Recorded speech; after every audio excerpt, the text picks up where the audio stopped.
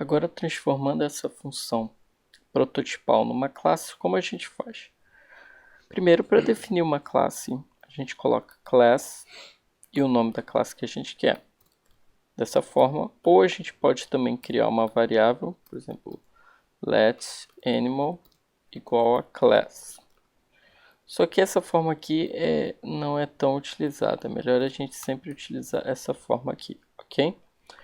Depois da classe, a gente pode ter vários métodos, mas existe um método que é obrigatório, é o constructor. O constructor vai servir para a gente construir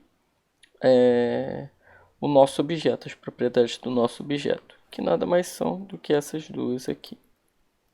Vou copiar e colar aqui.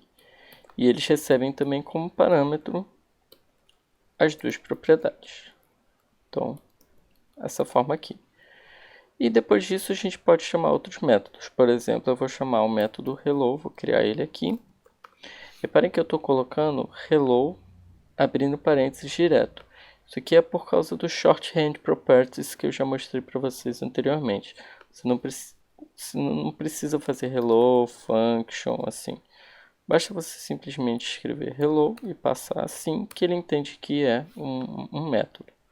Vou copiar isso aqui também. E pronto. E aí eu vou comentar esses dois. Reparem que agora não deu nenhum erro. Se eu quiser utilizar dog.hello,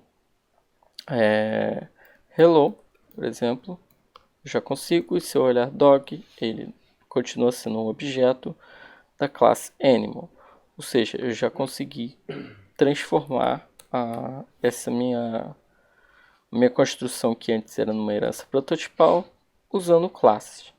Por debaixo dos panos vai ser a mesma coisa, gente. Só que assim, para quem está mais acostumado à orientação ao objeto, vai se acostumar um pouquinho melhor. Vendo que tem constructor, que tem método, que tem classe, a pessoa consegue entender um pouco melhor. A gente também pode criar métodos estáticos, ou seja, métodos que ficam dentro da classe e não vão para o objeto. Por exemplo, static, vou criar aqui info e vou dizer que this is a class to create animals, ok? E aí, se vocês repararem, se eu chamar dog info, ele não vai funcionar, mas se eu chamar animal info, que é a classe mesmo, ele me manda, ó, this is a class to create animals. A gente também tem os famosos set and get. Então a gente consegue, por exemplo, colocar get alguma coisa para pegar algum dado, por exemplo, get name, ok? E aí fazer um console log. My name is Jake, ok? E aí quando eu quiser chamar esse name, eu chamo o objeto dog name. Repare que eu não vou chamar como um método e sim como uma propriedade. Por quê? Porque ele vai entender que esse getName é de fato só uma propriedade.